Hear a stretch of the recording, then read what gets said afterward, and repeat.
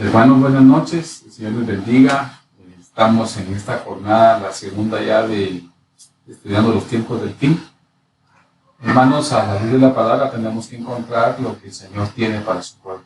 Amén. Así que es una aventura, es una firmeza que buscamos. Pedimos siempre, hermanos, al Espíritu Santo que Él nos guíe a toda la verdad, que sea mostrado Cristo en el esplendor de la persona que Él es, ¿verdad? Un ser divino, un hombre 100% que estuvo consciente de venir a pagar por los pecados de todos nosotros. Y Cristo, en Él está la revelación. Él es la consumación de todo. Y lo que esperamos encontrar, hermanos, es el corazón del Padre, es encontrar la verdad de los tiempos que estamos pasando. Sobre todo estar tranquilos, hermanos, que Cristo vuelve. Maranata, Maranata, Cristo vuelve. Y la intención, hermanos, de estudiar la palabra es estar preparados, es estar alentados. Cuando un padre de familia se va por mucho tiempo de viaje y vuelve, la expectativa del hijo recibirlo con alegría es: viene papi, viene mami, y un día Cristo volverá. El Rey de Reyes volverá y la iglesia tiene que esperarlo, y con la expectativa, con el saber que Él viene a reclamar por lo que pagó en la primera visita. Amén. Así que el Señor les bendiga a todos, hermanos. Espero que estén bien, descansando. Vladimir Búcaro, como siempre, está colaborando en esta serie de temas. Así que vamos a orar, hermanos, para pedir al Espíritu Santo que pues, nos guíe a toda la verdad. Amén. Padre, te damos las gracias en este día, Señor, este martes. Bendecimos a la iglesia, Señor, a nuestros hermanos. Y pedimos, Espíritu Santo, que tú prepares, Señor, el terreno, que es cada corazón, Señor, para recibir tu bendita y preciosa palabra. Que sorprendas a un hablar, Señor. Sé que sea preparado, pero que sea la revelación de lo alto, Señor, mostrándose a todo hombre que ama tu venida, que ama tu palabra.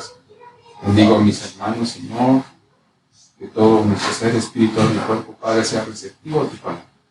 Y que la obra del Padre, Señor, sea manifestada en cada corazón, la obra de Cristo, Señor, y que tu Espíritu Santo haga una obra maravillosa, Señor, en toda nuestra vida.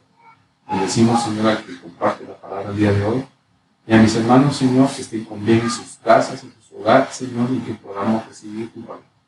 Gracias, Padre, Hijo y Santo Espíritu, en el nombre de Jesús. Amén. Así es, amada iglesia, entonces, vamos a dejar entonces como costumbre hablar en Búcaro. Hermano, que el Señor te bendiga, que prospere, y hermanos, que nuestro corazón sea buena tierra, una tierra que sea receptiva a la bendita palabra de Dios. Amén. Así que adelante, Blanca.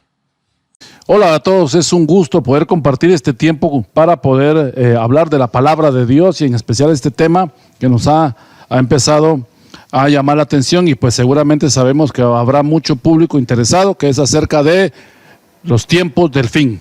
Pero antes de que entremos ya a hablar en esta segunda parte, el tema tan interesante que nos compete en esta oportunidad, quiero saludar a toda la familia de Iglesia Tabernáculo de Oración, a todos sus líderes, a todas las familias, y pues saludar a todos los amigos también, y por qué no decirlo también a todos aquellos interesados, personas que aman la palabra del Señor y que también les interesa conocer un poco acerca de estos tópicos sobre lo que viene, y principalmente ahorita que estamos viviendo esta pandemia, esta peste.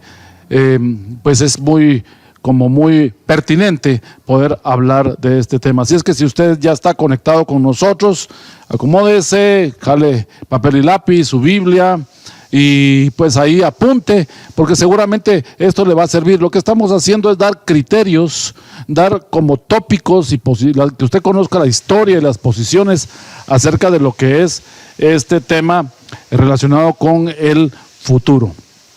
Así es que bienvenidos entonces sean a todos, en nombre de la iglesia, el pastor Gabriel Oliveros también, y todo su equipo y su staff, los team y la familia de la congregación, que seguramente pues ya todos estamos ya empezando poco a poco a congregarnos para volver a tener la coinonía y la comunión de las familias.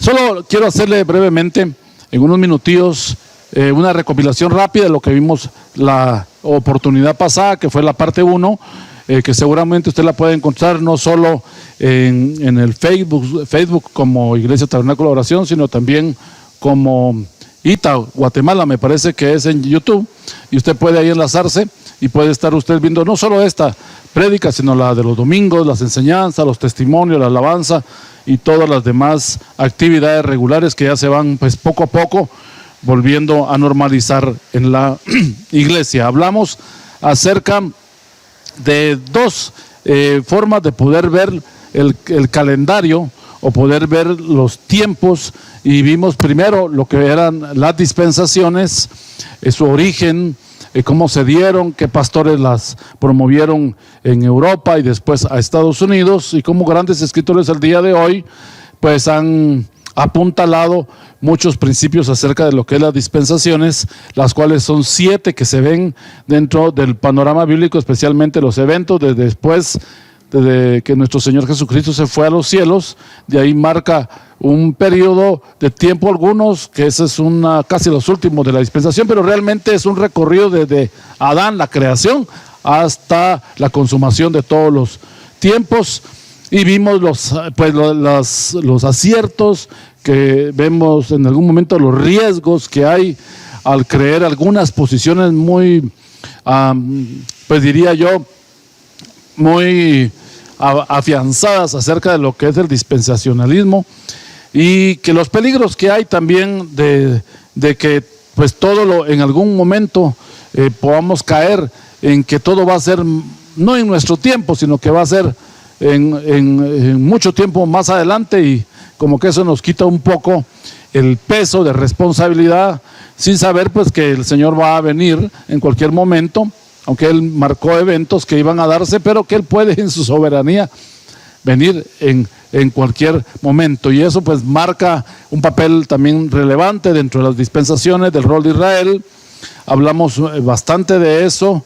Hablamos acerca de los 2 pactos, un pacto, bueno, hay muchos pactos, pero especialmente el pacto de Israel en términos generales, y el pacto con la iglesia, y que mucho del dispensacionalismo separa esos 2 pactos diciendo que los creyentes o cristianos al día de hoy, para que entendamos ese término, son salvos a través de la confesión y la fe en Jesucristo, pero todos los del antiguo pacto, del Antiguo Testamento, son salvos por justicia, y al final de los tiempos serán como completados en esa unión mística entre la iglesia e Israel, el Mahanaim de Dios que dice Cantares, que Pablo también menciona en Romanos, que no serán 2 sino será 1, y el apóstol Pablo también dice que ha sido botado el muro de separación entre ambas naciones y entidades espirituales también, ¿por qué no decirlo así?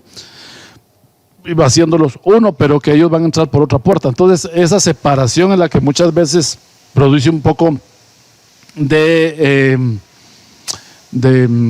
dificultad para entenderla. Vivimos la segunda posición acerca de los tiempos del fin, que no eran 7, sino que algunos teólogos, al decir modernos, estamos hablando de principios del siglo XX, mencionan acerca del plan divino redentor, especialmente el doctor Spigman. Pues anteriormente en las dispensaciones, quien hablamos que las desarrolló mucho fue Scofield, y su Biblia también la apuntaló mucho con sus comentarios, pero el doctor, este otro doctor que menciona Spigman, el plan divino redentor de creación, caída, redención y consumación, él trata la manera de no verlo como lo ven las 7 dispensaciones, sino verlo como un periodo en el que Dios tiene un pacto eterno, un pacto salvífico planeado desde la eternidad, en el cual hay pactos intermedios, convenios, la economía divina se desarrolla de una manera en especial, y también hay, por qué no decirlo así, también diría yo, porque hay que ser como justos, una administración, y por eso de ahí viene la palabra dispensa o dispensación, que en realidad dispensación no es un tiempo, sino dispensación es una administración de una situación bajo ciertas normas, requerimientos que se deben de dar para que se ejecute. Y entonces en ese segundo aspecto, que es el plan divino redentor de Spigman, no se incluye a Israel como clave, sino que todos tienen que converger en Cristo, todos tienen que ser salvos solo por la vía de la salvación, no hay otra puerta, no hay otra entrada al pacto, solamente a través de Jesucristo.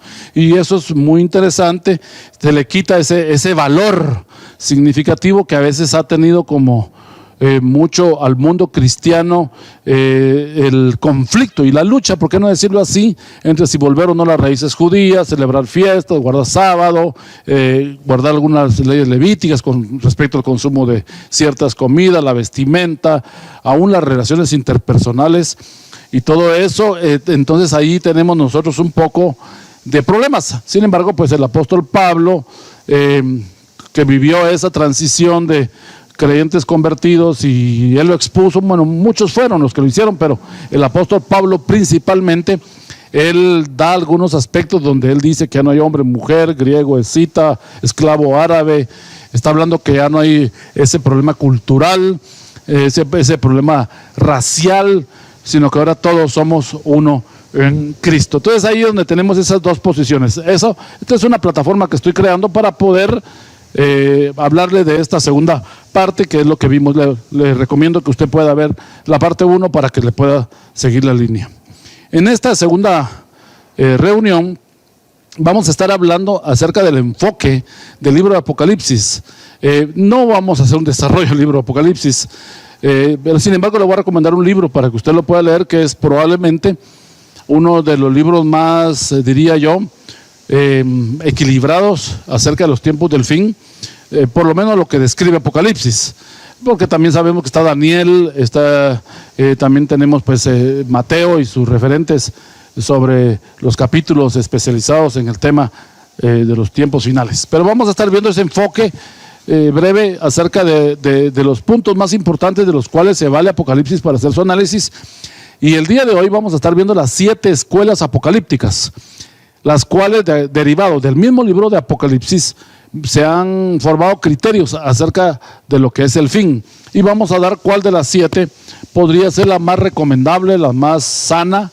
Sin embargo, cuando hagamos el desarrollo de todas y cada una de las partes del almanaque, del calendario que asumimos que podría ser el establecido en las etapas, como decir, la dispensación apocalíptica, si usted le quiere dar ese nombre, de los periodos de tiempo, de cómo se va a dar todos los eventos en el fin, también vale la pena que se pueda dar algún enfoque más también espiritual, porque lo espiritual nos hace ser más devotos, es más devocional, más al alcance, que a veces nosotros pensamos en un anticristo, en una figura judía que se va a sentar en el trono de Israel, o un árabe que se va a disfrazar y después va a sacar a luz sus motivaciones, o un latino, o una persona de la raza afroamericana, o qué sé yo, cualquier persona, o un mismo miembro del Vaticano, bueno,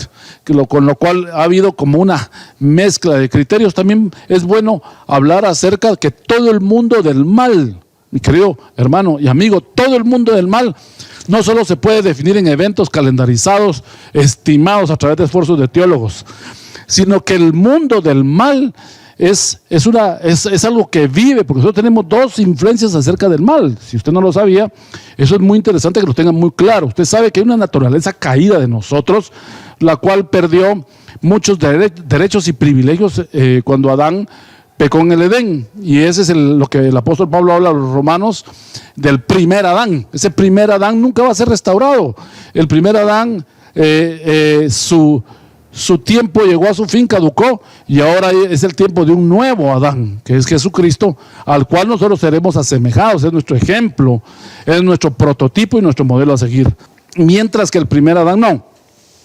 Entonces, ¿qué transmite la genética a todas las generaciones? Esa concupiscencia que dice Santiago, esa naturaleza de pecado que dice los 2 primeros capítulos del libro de Romanos, eso que nos identifica a todo el mundo, de que sin nosotros estar influenciados por agentes externos, malas personas, malos barrios, malos colegios, malos compañeros, malos consejeros, malos amiguitos, tenemos una tendencia a lo malo. El corazón del hombre nació con esa perversión, y entonces debe ser restaurado.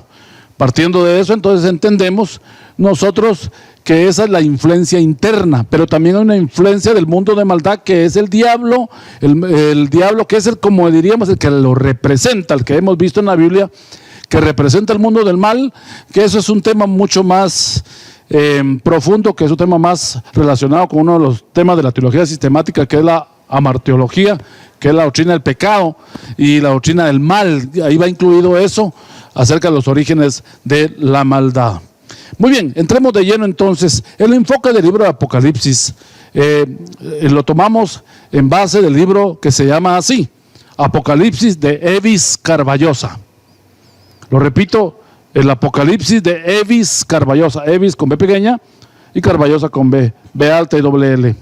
Él escribe un libro grandísimo, precioso, al cual yo le recomiendo a usted que lo pueda adquirir, ya sea que usted lo compre en una librería cercana o usted lo adquiera a través de comprarlo en Amazon o en internet, o pues si hubieran algunos fragmentos o el mismo libro estuviera pues con libertad de descargarse en PDF en el internet. Entendemos entonces que lo que él dice en el libro es que Dios, en su aspecto moral, tiene que castigar la maldad, y eso lo entendemos que así es. Más que el autor del libro, creemos que ese es un concepto como ya globalizado. Dios tiene un aspecto moral, tiene un aspecto ético, tiene un aspecto de la justicia, tiene un aspecto de la bondad, y son todas las facetas de los 7 espíritus de Dios que aparecen en el capítulo 11, 1 y 2 del libro de Isaías. Ahí vemos los aspectos que brevemente nos hablan del carácter divino, porque la Biblia nunca muestra la naturaleza divina, sino que solo habla del carácter, de las obras. La naturaleza es algo que tal vez en la eternidad nuestra mente finita algún día va a entender, ahorita no.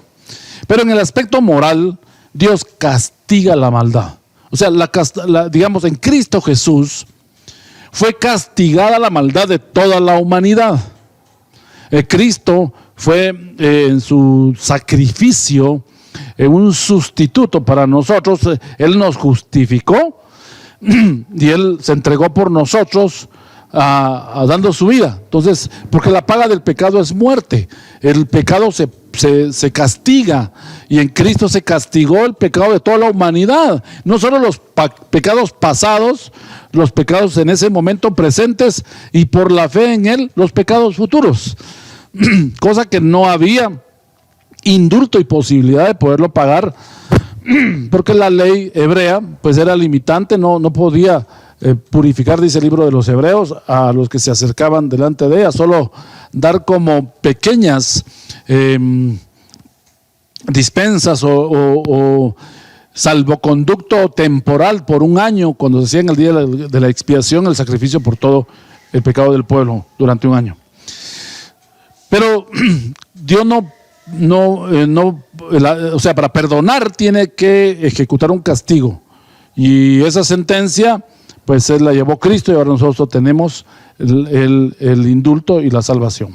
Es por fe.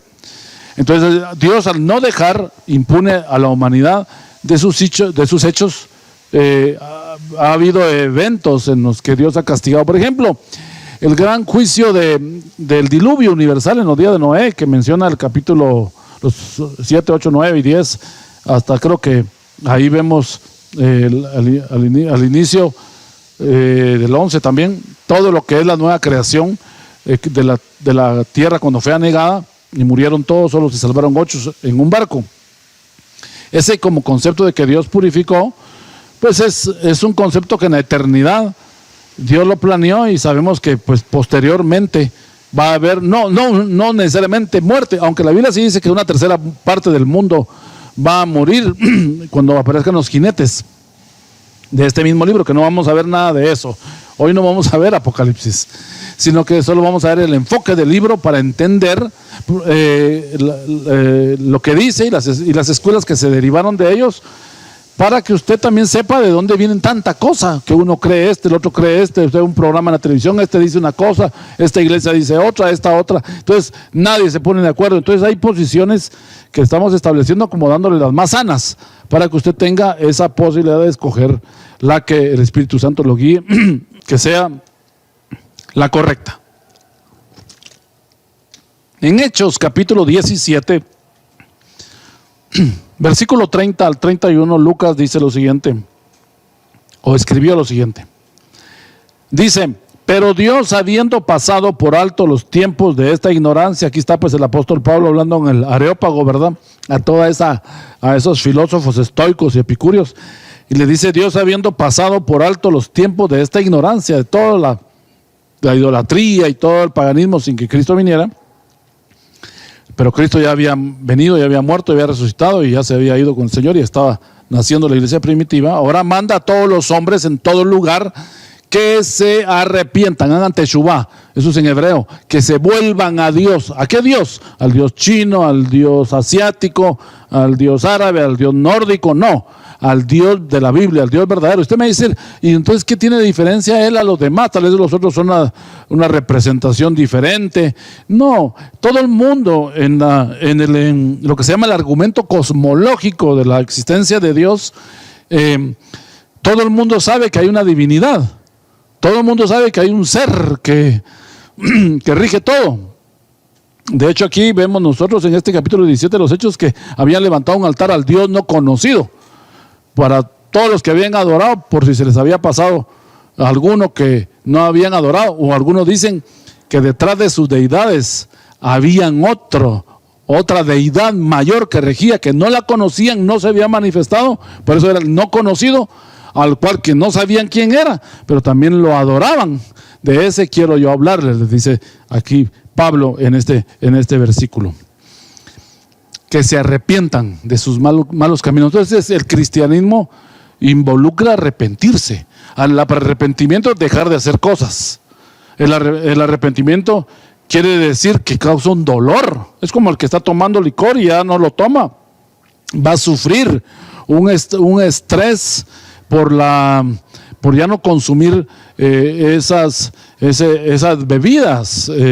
Entonces él va a pasar un delirium tremens. Eso pasa cuando al que le dicen que está habituado a pecar y ahora le dicen que ya no peque. O dejemos tal vez no pecados así como una actitud contra Dios y sus mandamientos. Simple y sencillamente vivir a sus expensas, vivir como quiere, hacer lo que se le dé la gana y hacer como el libro de los jueces, que cada quien hacía lo que quería y pecaban y estaban sin ley, sin Dios y sin nada. Entonces también ahora vienen y les dicen no van a hacer esto. Por eso Pablo menciona en el capítulo 7 de Romanos aquella lucha que él tiene de que el mandamiento entonces que me era bueno ahora resulta que me mata. Sí, porque no me mata a mí, sino mata a mi naturaleza carnal, la cual dice Gálatas 2:20 debe ser crucificada juntamente con Cristo para que ya no viva usted. Es que el tema aquí en el cristianismo es que ya no viva usted, ya no viva yo, sino que Cristo viva en mí. Porque hágame el favor, cada vez que usted vive, mire todas las cosas que hace, cada vez que yo vivo, y estoy hablando en el sentido espiritual, no estoy hablando en el sentido biológico. Ahora, si Cristo vive en usted va a pensar como Cristo, porque tiene la mente de Cristo, va a actuar como Cristo, va a tener los frutos del Espíritu, va a tener usted el apoyo del Espíritu Santo, va a tener la palabra, usted va a ser una persona piadosa, justa, recta, que va a caminar. Y eso no es en el cielo, que usted verá caminar con Dios siempre, como aquel hombre que se lo llevó en el Antiguo Testamento, el Señor, ¿verdad? Que mencionan el primero que fue llevado al cielo, sino que es caminar en esta tierra con Dios. Verso 31, siempre el capítulo 17 de los Hechos, dice: por cuanto ha establecido un día, un día, ahí tal vez donde muchos teólogos se equivocan, piensan que es día, fecha, año, hora, exacto, no, un día es un tiempo, un periodo de tiempo, esa es una manera de decir, habrá un tiempo en el que Él hará algo. Sigamos leyendo, dice: un día en el que juzgará al mundo con justicia, es lo que estamos hablando del tema moral de Dios.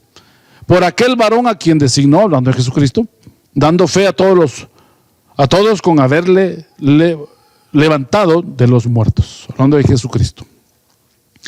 En Eclesiastés 8, capítulo 11, esto pues ya es parte de lo que es nuestro estudio, dejando un poquito el tema Carballosa, que ya vamos a mencionarlo ahorita. Dice Salomón en el capítulo 8, verso 11 de Eclesiastés: por cuanto no se ejecuta luego sentencia sobre la mala obra, el corazón de los hijos de los hombres está en ellos dispuestos a hacer el mal. Si no, Dios detiene en la historia ciertas acciones de la humanidad. Dejemos a Israel, dejemos que Israel sea como el protagonista de esta historia, de esta novela. No, estamos hablando que es Dios tratando con toda la humanidad en todos los tiempos, como dice el doctor Spigman, desde el principio hasta el tiempo final, Dios y la iglesia. Lo que pasa es que antes la iglesia era la congregación y ahora es la eclesía, también es congregación, pero es como una reunión organizada de creyentes. Cuando todos ellos han tenido visitaciones en las que Dios ha establecido su justicia. Dice el libro de los Reyes que Dios manda juicios a la tierra para que el corazón de los hombres se vuelvan a Él. Desafortunadamente nosotros en otras condiciones, en los tiempos ideales, por eso el hedonismo, hay que tener cuidado del sumo placer, porque nos puede hacer olvidar las cosas de Dios. Y eso mismo decía Salomón: no me des más para olvidarte, ni menos para blasfemar de ti, dame lo necesario. Entonces Dios ejecuta sentencias sobre la mala obra para detener la maldad en el corazón de los hombres, que siempre está de continuo dispuesto a hacer el mal. Jesús mismo señaló que habría un tiempo, o sea, lo que estamos hablando ahorita es que sí va a haber un tiempo en el que Dios va a juzgar las cosas. En Mateo 24, verso 3, leemos nosotros acerca de que nuestro Señor Jesucristo mencionó un tiempo que habría de darse para todas las cosas en el futuro. Y estando Él sentado en el monte de los olivos, los discípulos se le acercaron aparte diciendo: dinos cuándo serán estas cosas y qué señal habrá de tu venida y del fin del siglo. Eso es lo que ellos le dijeron: ¿cuándo serán estas cosas? ¿Y qué señal habrá de tu venida y del fin del siglo? Ya anteriormente, pues el Señor les había estado diciendo que Él tendría que irse. No lo entendieron, pero en realidad esa era la idea. Él se iba, venía el Espíritu Santo y preparando el terreno para volver a regresar. Y entonces aquí el Señor, no lo vamos a ver ahorita, más adelante vamos a hablar de estos versículos de Mateo 24, pero sí tiene un tono futurista. Porque dice, verso 5 del capítulo 24 de Mateo, solo dice, le voy a decir como los verbos en futuro. Pero vendrán muchos en mi nombre, vendrán. Pues ese vendrán, y vamos a ver las escuelas. Hay una de ellas que dice ese vendrán es mañana, o sea, la histórica, pero no me quiero adelantar. Pero algunos creen que ese vendrán es mañana, otros creen que es cientos de años después, y entonces ahí hay como cierta discrepancia. Algunos creen que ya estamos viviendo milenio. O sea, mire, ahí, en este asunto del futuro es muy delicado. ¿Y sabe qué? La razón por la cual estamos estudiando esto es porque si hay una preocupación de que la gente pueda ser influenciada por muchos medios, ahora que el internet está en boga y está muy de moda, y uno puede encontrar lo que sea, de lo más piadoso y recto hasta la desfachatez más terrible. Uno puede encontrar un montón de posiciones y uno adoptarlas y llegar a la iglesia después uno con sus ideas, y viene el pastor que pues muchas veces de repente o enseña a algunos y otros no enseñan nada de eso porque no lo comprenden, no lo entienden, y dicen yo no me meto a esos temas. Es un poquito de responsabilidad, porque todos tenemos que enseñar acerca del ayer, del hoy y del mañana. Tenemos que estar nosotros aprendiendo de todo esto. No se involucran en estos temas, entonces le dejan que la gente pueda prepararse y formarse en otros lugares. Déjeme decirle que todo pastor graduado, por lo menos en Estados Unidos y en Europa, estudiaba en un instituto bíblico, se graduaba de un instituto bíblico. Ahora no es así. Hay muchos dicen, a mí la unción me revela, me muestra lo que tienen que hacer, salen de la iglesia, dividen las iglesias y así se va creciendo el reino. Y realmente numéricamente no es que estemos creciendo, están creciendo las iglesias por divisiones, pero no está creciendo el reino. Nuestro anhelo es de que crezca el reino y muchos sean salvos para que conozcan al Señor. Entonces, vendrán, dice, en mi nombre. O sea, verso 6 al final, porque es necesario que todo esto acontezca, pero aún no es el fin. Verso 7, porque se levantará nación contra nación, esto es futuro. Verso 9, entonces os entregarán a tribulación, os matarán también. Verso 10, muchos tropezarán y os entregarán unos a otros y unos a otros os aborrecerán. Verso 11, pues repite un poco lo del versículo 4, que nadie os engañe, ¿verdad? Y muchos falsos profetas se levantarán y engañarán, principalmente en ese ámbito que habla sobre las cuestiones del futuro. Verso 13, mas el que persevere hasta el fin, este será salvo. ¿Cuál es el fin? Pues el fin para usted puede ser el día que se muera, ahí ya es su fin. Pero el fin también es el día que dijo Jesús al inicio de estos versículos, que vendrá un día en el que Él juzgará. Y después de eso vienen acontecimientos donde habrá una transformación, una renovación. Hay gente que cree que todo esto va a ser destruido.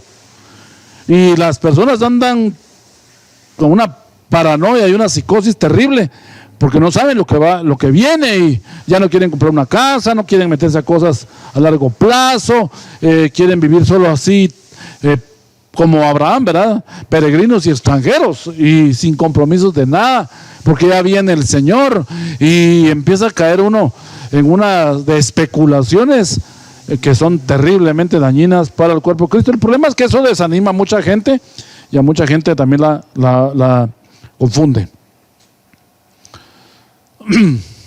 Bueno, dejemos esto por acá.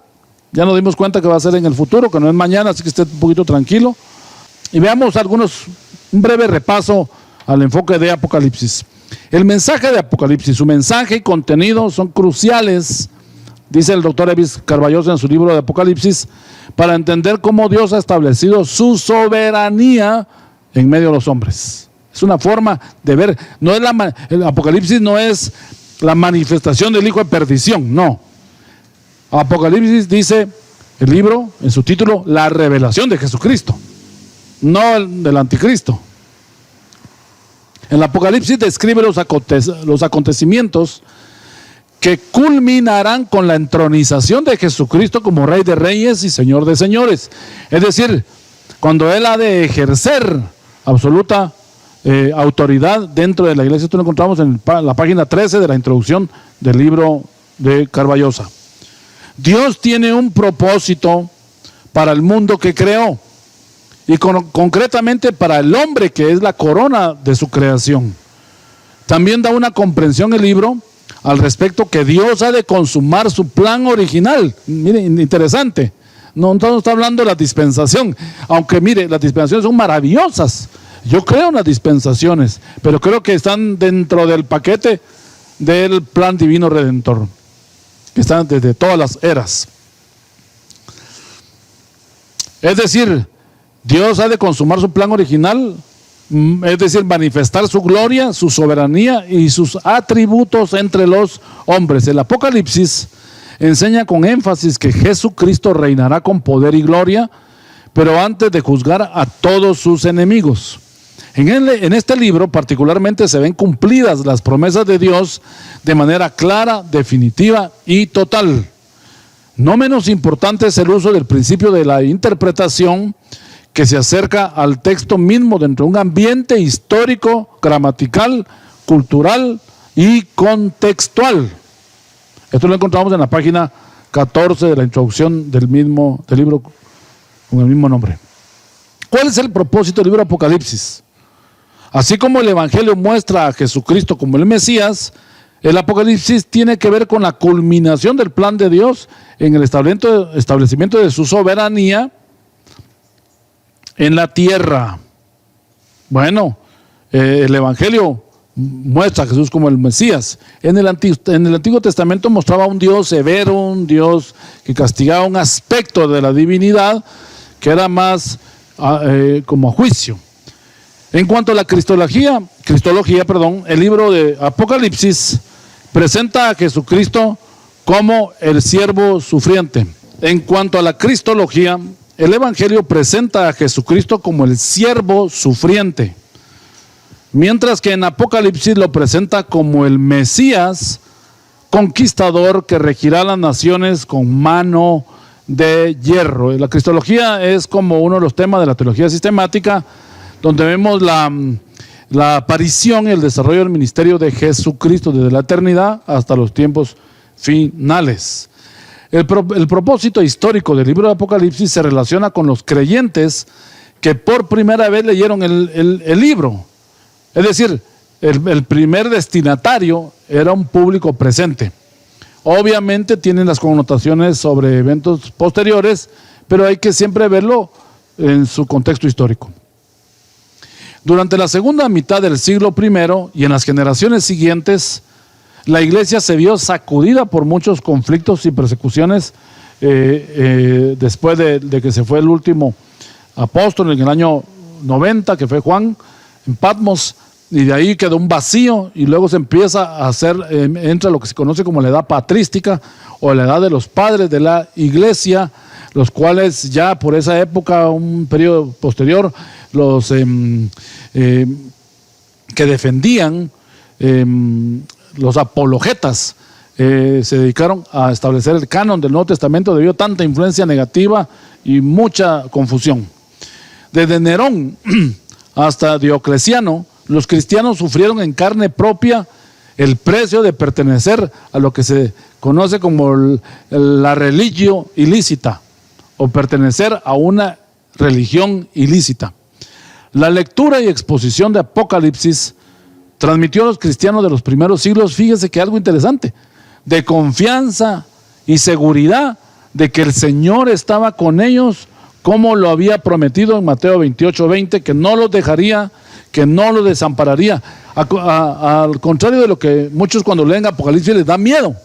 Y aquí realmente era un libro que llevaba la connotación de traer esperanza, confianza y seguridad a los creyentes.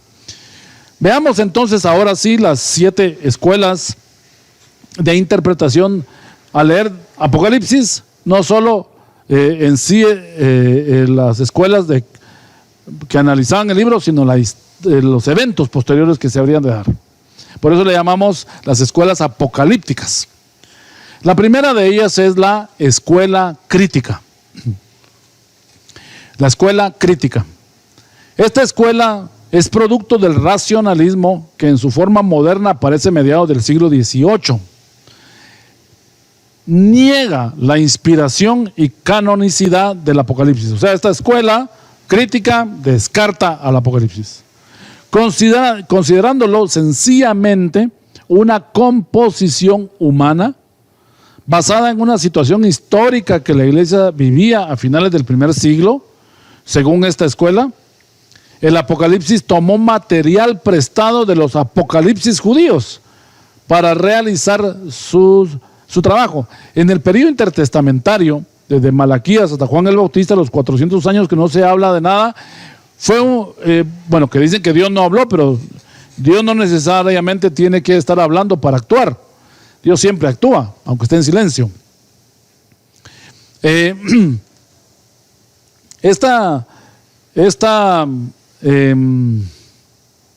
negación que tienen estos críticos acerca del libro, ellos dicen que se tomó material de los judíos creyentes, en realidad tenían un nombre, que eran los judíos apocalípticos, y tenían escritos apocalípticos sobre los eventos futuros. Entonces dice que los escritores echaron mano, o Juan en todo caso, que es el autor de Apocalipsis, echaron mano de toda, como una perícopa, se fueron a meter a esos lugares y tomaron material de esa comunidad o de esas comunidades, y entonces ahí formaron este libro lleno de tantas cosas terribles que se ven en ellos. Esta escuela rechaza lo sobrenatural y utiliza argumentos subjetivos para impugnar el libro. El cristianismo totalmente, en todas sus diferentes expresiones, rechaza la escuela crítica. A mí me da la impresión, como un comentario personal, que la escuela crítica dijo, no me voy a meter en problemas. Aquí hay tantas figuras, y es cierto, el libro de Apocalipsis tiene figuras, sombras, contraste, numerología, colores, animales, bestias míticas, tiene figuras como un dragón, seres tremendos. En el capítulo 1 se ve una visión de lo celestial que se ve también en el mismo capítulo 1 de Ezequiel, de los rostros de los seres vivientes. Se ven copas, se ven trompetas. Es terrible. Es un montón de cosas que ellos dicen, no, esto es un montón de cosas que se juntaron y alguien lanzó esto para poderlo comprender, o de repente dirían es un código para hablarse en las catacumbas debido a la persecución. Entonces la escuela crítica rechaza todo. Ok, esa es una particular opinión de un grupo de gente que al día de hoy son un poco agnósticos en esa posición crítica, porque el agnóstico es desinteresado. Él, con tal de que viva bien, no importa qué deidad lo ayude, si todas lo pueden ayudar, mejor, para que él viva mejor, un poquito individualista y egoísta. La segunda escuela es la escuela alegórica. Primero definamos, pues, importante, qué es la interpretación alegórica, antes de hablar de esa escuela. La interpretación alegórica consiste en no tener en cuenta el sentido literal y propio de un pasaje. En cambio, se le da un significado sugerido por la mente de quien lo interpreta. Ahí es peligrosísimo, porque entonces quiere decir que pueden haber de un mismo versículo un sinfín de interpretaciones de acuerdo a la mente de cada quien. Entonces este significado sugerido por la mente de quien lo interpreta le da algún significado de carácter moral, porque tampoco estamos diciendo que lo utilice para mal. Ya serían ahí como las sectas o grupos que ya sacan de descontexto todo. Estoy hablando que esta gente, Evis Carballosa, que estas personas le dan un sentido de carácter moral, religioso, espiritual, que puede o no ser doctrina verdaderamente enseñada en otra parte de la Biblia, pero que seguramente no pertenece al pasaje que se está interpretando. Se saca fuera de contexto el mensaje.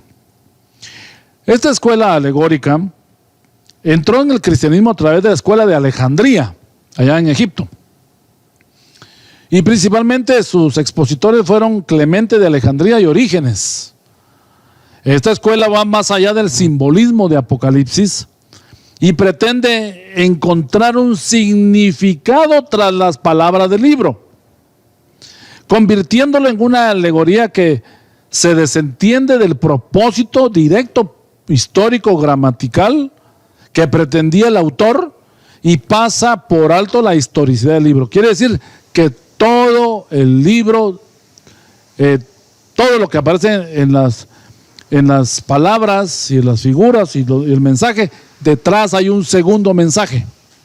Peligrosísima la alegoría. Bueno, no solo en el libro de Apocalipsis, alegorizar. La teología pastoral es una de las que apela mucho a la alegoría y al método deductivo, y es donde vienen cada expositor. Mire, yo he oído durante todos mis años tal vez un enfoque de un punto de vista en unas 5 diferentes versiones, análisis y enfoques. Algunos enriquecen y otros andan totalmente en desacuerdo con el origen principal de lo que se quiso decir ahí. El gran problema que uno tiene, pues, en la hermenéutica es que uno es como un investigador que llega a la escena del crimen 2000 años después, 4000 años después. Entonces ya tenemos un montón de legados, informaciones, y entonces tenemos que quitar un montón de cosas para llegar a la esencia de lo que se quiso decir. El intento de los escritores de la Biblia, Dios mismo con la inspiración que les puso a ellos, porque realmente debemos reconocer de que Dios los inspiró y los guió, realmente tiene una línea de pensamiento maravillosa y linda, que también la vemos en Apocalipsis, que ahí donde entonces nosotros decimos que la escuela crítica falló, porque en el libro de Apocalipsis es una revelación de Jesucristo venciendo al mal como una entidad que está externa y que está interna. Dios erradicando el mal totalmente de la faz de la tierra, pero también pues poniendo nosotros nuestra voluntad, nuestro libre albedrío, si es que existe, o esta voluntad sometida o esta voluntad supervisada de parte de Dios, para poder también contribuir en que Él hace el 99.99%, nosotros hacemos el 0.001%, pero Él nos toma en cuenta eso. Por eso venía meditando el día de hoy en esa escritura donde dice: bástate mi gracia. El Señor se lo dice a Pablo, a los Corintios, porque mi poder se perfecciona en tu debilidad a causa del aguijón que él tenía. Pero dice: mi poder se perfecciona en tu debilidad. Y entonces quiere decir que si yo me siento débil, entonces quiere decir que todos los débiles son fortalecidos. No está. En realidad la esencia de ese versículo no es eso. Está diciendo cuando tú reconoces tu limitación, cuando tú reconoces tu impotencia, que tú no puedes salir solo, que necesitas la asistencia de Dios, la ayuda del Espíritu Santo, la ayuda de los hermanos mayores, que son los pastores, los hermanos de la iglesia, la palabra, la luz, la oración, el ayuno y todos los recursos que hay. Entonces yo voy a poder salir de todo esto, porque fuera de mí nada podéis hacer, dijo Jesús. Vosotros sois solo pámpanos, pero yo sois la vid verdadera. A mí nutre la vida, la cual te sostiene a ti. Y es bueno que lo reconozcamos, porque en el mundo del mal, de eso se aprovecha el enemigo para decir: con que Dios os ha dicho, como le dijo a Eva, ¿verdad? No, que el día que comas de ese fruto seréis como dioses. Pues sí, seréis como dioses, conociendo el bien y el mal. ¡Cómanlo! Y ahí es donde viene la debacle, cuando uno empieza a hacer negociaciones con el mal de afuera y con el mal de adentro. Terrible. ¿Cuáles son los peligros del método alegórico? El primer gran peligro del método alegórico para interpretar la Biblia, o de esta escuela alegórica, es que no interpreta la escritura. El teólogo Terry dice: enseguida se notará que su práctica es hacer caso omiso del significado común de las palabras y dar lugar a toda suerte de especulaciones de la fantasía. No extrae el significado legítimo del lenguaje del autor, sino que introduce en él cualquier capricho o fantasía que algún intérprete desee. Como sistema, por lo tanto, se coloca fuera de todo principio y de toda ley. Los teólogos Angus y Green expresan el mismo peligro cuando hablan del método alegórico o de esta escuela alegórica, que no solo de interpretar Apocalipsis, sino toda la Biblia. Hay un campo limitado para la fantasía tan pronto como se admite el principio, y la única base de la exposición se encuentra en la mente. Qué terrible, qué peligrosísimo del expositor. El texto no podría favorecer interpretación alguna propiamente dicho, aunque posiblemente podrá ilustrar algunas verdades valiosas. La cita mencionada arriba también sugiere un segundo gran peligro en el método alegórico. La autoridad básica de la interpretación cesa de ser las escrituras y pasa a ser la mente del intérprete. La interpretación podrá así ser torcida por las posiciones doctrinales del intérprete, por la autoridad de la iglesia a la cual éste está unido, o por su posición social o educativa, o por una hueste de otros factores. Jerónimo menciona lo siguiente: él se queja que el método alegórico más defectuoso de enseñar es el de corromper el significado de la escritura y rebaja su firme expresión a nuestra propia voluntad, creando misterios escriturarios con nuestras propias imaginaciones. Un teólogo más actual, Farrar, dice lo siguiente: cuando se admite el principio de la alegoría, cuando comenzamos con la regla de que pasajes y libros enteros de la escritura dicen una cosa pero significan otra, el lector queda sometido, atado de manos y de pies al capricho del intérprete. Entonces, cuando veamos las cosas del fin, ¿Sobre qué base nos vamos a sostener? Bueno, vamos a trazar una línea del tiempo entre Apocalipsis y Mateo 24 y un poco acerca de Daniel, de la última semana de Daniel. Y sobre eso vamos a construir un escenario para dar lo que nosotros entendemos como son los puntos básicos. ¿Cómo se vaya a dar? En realidad no lo sabemos. Lo que sí sabemos y es que si estamos con el Señor y estamos del lado correcto, pues a donde Él nos lleve va a ser tierra segura. ¿No cree usted? Es importante estar caminando con el Señor. Un tercer gran peligro del método alegórico y de la escuela alegórica es que uno queda sin medio alguno para probar las conclusiones del intérprete. No puede estar seguro de nada absolutamente el que oye, excepto de lo que le dicta la iglesia, y en todas las edades se ha insistido falsamente en la autoridad de la iglesia contra la presunta tiranía de las falsas opiniones prevalecientes. Uno de los grandes desafíos que tomó Martín Lutero, y por cierto, estamos en el mes de la Biblia, y ya próximamente, en unos días, el 31, creo que son ya, pues ya más de ya muchos años de que se dio esta, en 1517, la reforma, se pusieron los enunciados, la sola palabra, la sola Biblia, no la palabra del Papa, no estoy juzgando a ninguna iglesia, sino estamos en la sola escritura. O sea, la palabra es nuestra norma de vida y a ella tenemos que regirnos. Entonces eso es también muy importante. Por esta razón hemos insistido, decía Ram, en que el control de la interpretación tenemos que tener cuidado con ser un poquito más literales que figurativos. Bueno, veamos a decir lo último de esta escuela alegórica. La interpretación alegórica se ha prestado a toda clase de errores, ya que en realidad no es un sistema de interpretación y no conoce regla, sino el capricho del intérprete, su propio propósito preconcebido y la doctrina ya pensada que él quiere fundar, interesante, sobre un pasaje dado. Él lleva un pensamiento y le va a dar respaldo bíblico.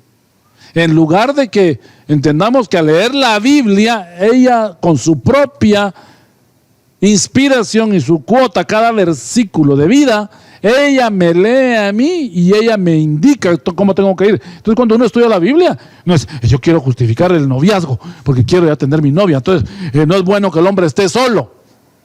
Y el que halló esposa halló el bien y alcanzó la benevolencia de Jehová, y empieza a manipular escrituras sin darse cuenta que hay tiempos, hay madurez, hay condiciones. 1 Corintios 13, todo el amor todo lo soporta, todo lo espera, el amor no hace nada indebido, y el otro saber cómo viviendo.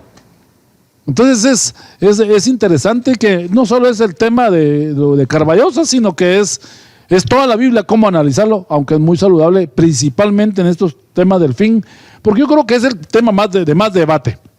Tema de salvación, estamos claros.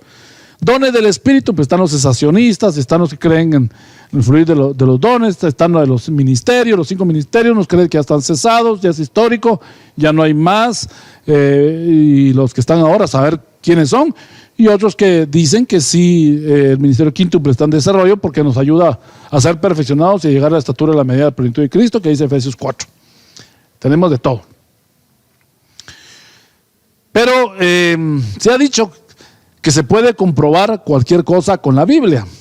Esto es verdad, si se emplea un sistema de interpretación correcta. Pero si es un sistema alegórico, queda mucho a discreción del que lo oye. Veamos la escuela preterista. La escuela preterista, pretérito o preterista significa perteneciente al pasado. Según esta escuela, tanto Apocalipsis como todos los eventos relacionados con el fin se cumplieron dentro de los primeros siglos de la historia de la iglesia. Las visiones del libro tienen que ver con el Imperio Romano, Israel, Jerusalén y la iglesia cristiana actual. Bueno, que es actual ahora, pero en aquel tiempo nació, pues en el siglo I. Consideran que Nerón era la bestia o el anticristo, pues su nombre escrito, interesante, el nombre escrito con caracteres hebreos, el de Nerón, proporciona el misterioso número equivalente al 666. Me llama la atención eso porque la escuela preterista dice todo se cumplió. Ya, pues es probable que estemos viviendo milenio para ellos.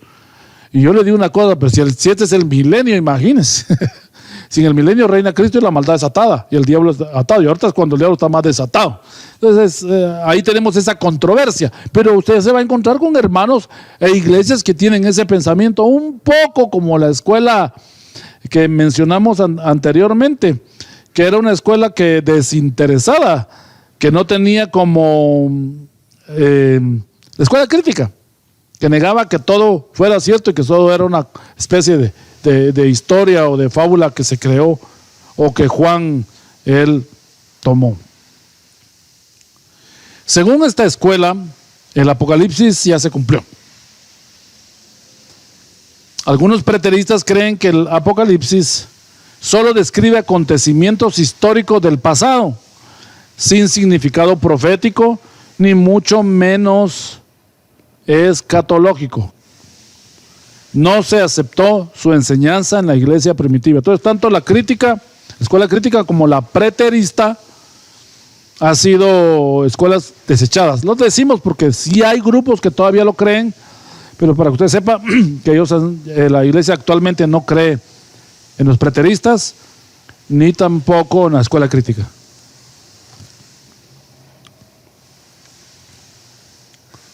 Los alegóricos pues están en todo metidos, ¿verdad? La escuela histórica, otra de las escuelas, ven el Apocalipsis como una descripción histórica de la iglesia. Presenta el gran drama del conflicto de los siglos entre Cristo y su pueblo, por un lado, y el diablo y sus seguidores. Y entre esos seguidores, ¿son conscientes o no conscientes que son seguidores del diablo? Porque no necesariamente estamos hablando de un grupo, una secta satánica. No, toda la humanidad es indiferente a Dios. Por otro lado, pero cubre el desarrollo de toda la historia de la iglesia, del fluir incesante de la dinámica del reino, desde los inicios de la era cristiana hasta el gran acontecimiento de la segunda venida. Los católicos, interesante, recibieron muy bien los enunciados de la escuela histórica, pero en la Reforma hubieron algunos cambios a esto y entonces los protestantes empezaron a ver al Papa como el anticristo, y de ahí mismo entonces nacen algunos enunciados que hablamos del dispensacionalismo, que se pone como a Roma como el anticristo, porque en aquel tiempo los católicos, los teólogos escatológicos y futuristas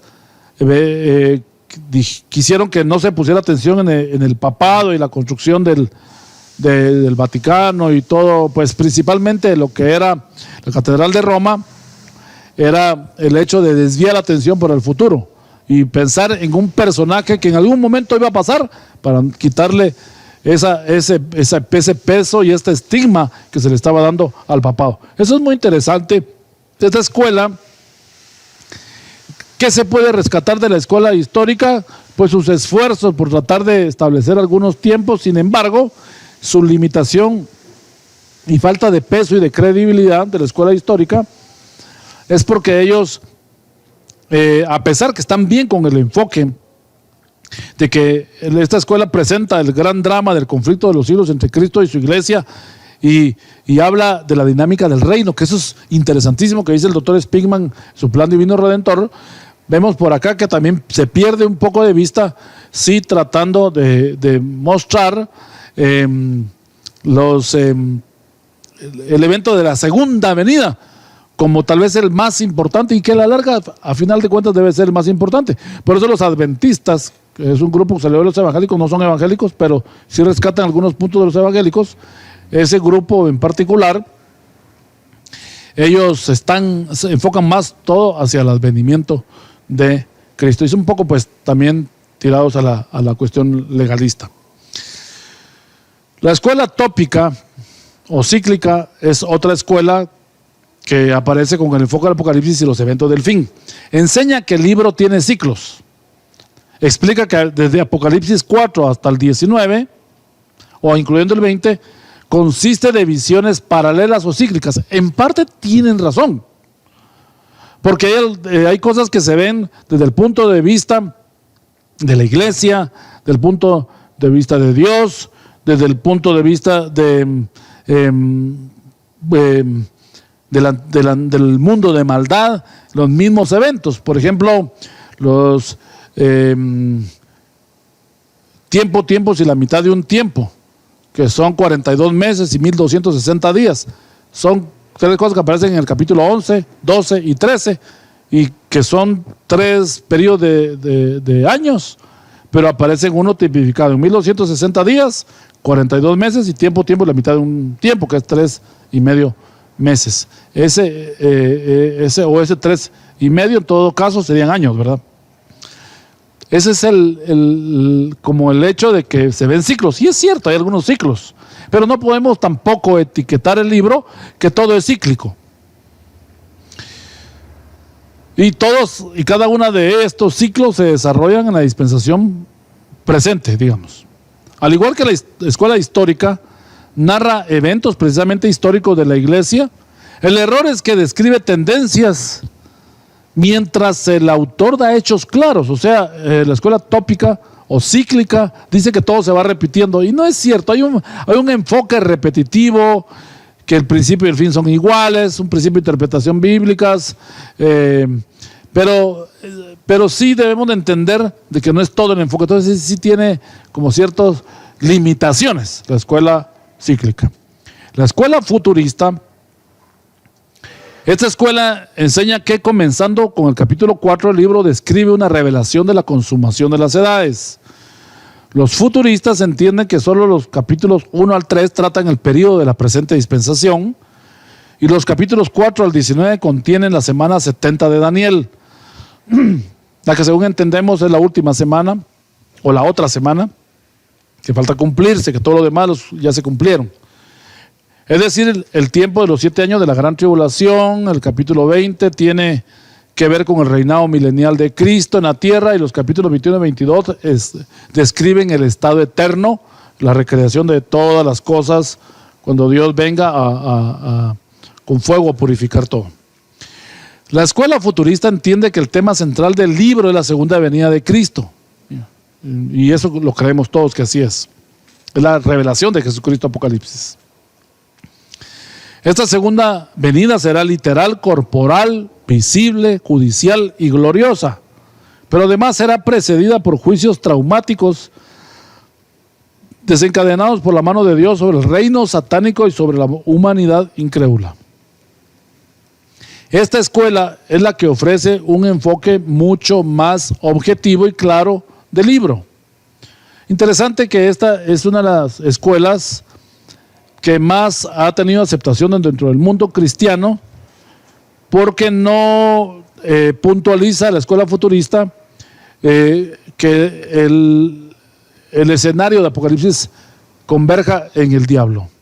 El diablo aparece y el mundo del mal aparece, en la tierra se abre y salen ciertos seres horripilantes, figuras como langostas con caras de rostros, pies como de caballos y colas de escorpiones, figuras muy míticas que están prefigurando los demonios que están atados, o los ángeles que están atados en el centro de la tierra y que salen a causar esos espíritus, maldad y dolor.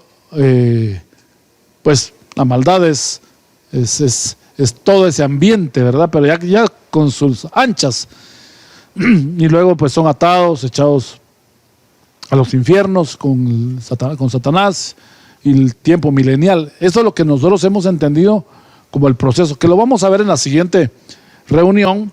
Vamos a ver ya como algún intento de establecer, en base a esta escuela futurista, los pensamientos. ¿Por qué tendemos a pensar que esta puede ser la escuela más sana? Porque es lo que realmente ata y donde convergen todos todo lo escrito en el fin, en estos periodos de tiempo, que pueden ser literales o pueden ser simbólicos, espirituales.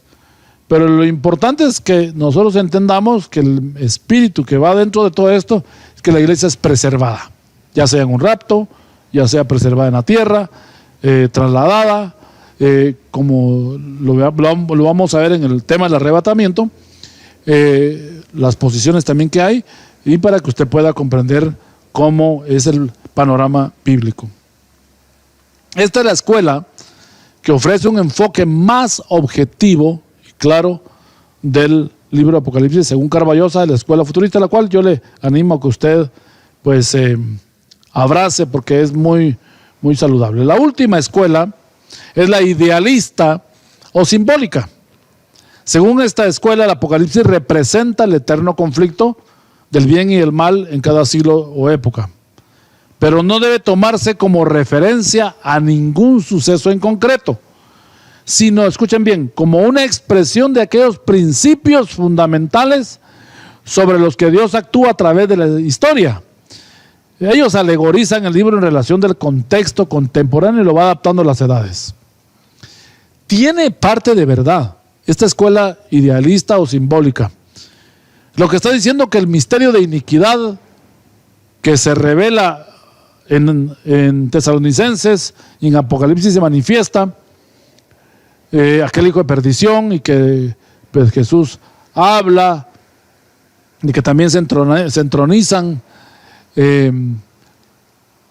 ese anticristo. Los de la escuela simbólica o idealista dicen no es un personaje, es la maldad gobernando el corazón humano. Entonces ellos como que reducen el conflicto mundial en algo personal. Tú vives tu propio apocalipsis. Tú vives tu arrebatamiento interno, si te vas con el Señor en tu mente para vivir con Él, o tú estás viviendo tu tribulación, tu gran tribulación, tu principio de dolores, estás viviendo tu milenio. Ellos no le dan esa connotación. Tiene una parte de verdad que yo diría, honestamente, desde el punto de vista de la responsabilidad diaria de caminar con Dios. Sin embargo, pues no queremos caer en eso, ser tan subjetivos y decir usted como usted lo interprete, como usted lo crea. No es esta nuestra posición, pero sí queremos decirle a usted qué es lo que nosotros hemos llegado a entender. Muy bien, vamos a dejarlo hasta acá en esta oportunidad. Hoy pues tomamos un poco menos de tiempo del habitual, pero sí queremos contarle a usted y decirle que sí, realmente nuestro interés, como lo dijimos al inicio, es que usted se ubique dentro de su brújula espiritual y en su camino de la fe, la posición que usted va a tomar sobre estos eventos del fin. Ya creamos una plataforma sobre las dispensaciones, sobre el plan divino redentor, los aspectos que hemos visto sobre cómo vemos que la economía divina Dios la mueve, las dispensas, las administraciones de Dios que se dan, por lo menos algunos las ven en 7, y cómo el plan divino redentor, que es un único plan salvífico para todas las edades, se llama la Missio Dei, que se conoce en teología, la misión de Dios, salvar a todos, es eterna. Y esto es un panorama un poquito menos forzado a tratar de ver, por lo menos a Israel y a otros lugares, a otras entidades o naciones, o como algunos están diciendo ahora, de que la ruta de la seda allá en el Asia ya está abierta y de ahí van a venir los chinos para atacar a Israel, y empiezan a darle una connotación más física a lo que es los eventos del fin. Bueno, dejémoslo acá, y bueno, queremos decirle que se conecte con nosotros. Este estudio pues va a estar siendo anunciado en qué momento se va a estrenar, y lo invitamos también a usted para que pueda pues usted permanentemente estar conectándose a la página de la iglesia. Ya se están empezando a abrir los cultos, las reuniones. Usted métase a la página, llame a los líderes, esté usted pendiente para poder empezar ya a venir en turnos. Mire, haga el esfuerzo de venir a la iglesia y decir, me voy a enfermar. Si usted de repente se enfermó y no se dio cuenta, no debemos de ser irresponsables, se van a tomar las medidas pertinentes del caso. Creo que todas las iglesias somos muy colaboradoras en eso, a excepción de algunas que pues tal vez no respetan esto y le dan un corte más independiente a su quehacer eclesiástico, pero usted que es ordenado y sabe que aquí puede encontrarlo, puede venir a estar. Así es que comuníquese para estar en las reuniones habituales de la iglesia que aparecerán en la página y usted podrá conectarse. En nombre del pastor Gabriel Oliveros y de toda la congregación, nos despedimos y lo vemos en la próxima de nuestra serie. Un abrazo a todos y recuérdese, mes de la Biblia, 31 de octubre, usted puede también estar allí conmemorando el Día de la Reforma. Un abrazo a todos, Dios les bendiga. Pues bien, hermanos, es nuestra segunda jornada en este tema de tiempo del fin. Damos gracias a Dios, hermanos, por su palabra. Sabemos que hay misterios escritos. Aún Pablo dice, pero ustedes, hermanos, no son de la noche, dice, como para que el día os sorprenda, ¿verdad? Como a la luz. Así que la iglesia, hermanos, sé que está a la expectativa de los eventos, pero tenemos que estar plenamente confiados, hermanos, en la obra redentora de Cristo y en la obra perfecta del Espíritu Santo, que nos recuerda, ¿verdad?, a cada momento quiénes somos. Amén. Así que damos gracias a Dios también, porque siempre su corazón es de bendecirnos. Bendigo a la iglesia, hermanos de Cristo, que ustedes estén con paz, con bendición, con salud, sabiendo, hermanos, de que Dios hace un gozén para su pueblo. Él nos da salud, nos da provisión, nos da la seguridad de ser hijos. Así que, amada iglesia de Cristo, yo los bendigo en el nombre de Jesús, que el bello rostro del Padre resplandezca sobre todos nosotros como iglesia. Sea bendecido cada hombre, cada mujer, cada niño, cada jovencito en medio de la comunidad, y que seamos luz, hermanos, esa luz que el mundo necesita el día de hoy. Luz a través de la obra de Cristo sobre nosotros, un pueblo que actúe con fe, con prudencia, y que pueda decir, Señor siempre nos ayudará. Amén. Así que hasta pronto, los bendigo en el nombre de Jesús.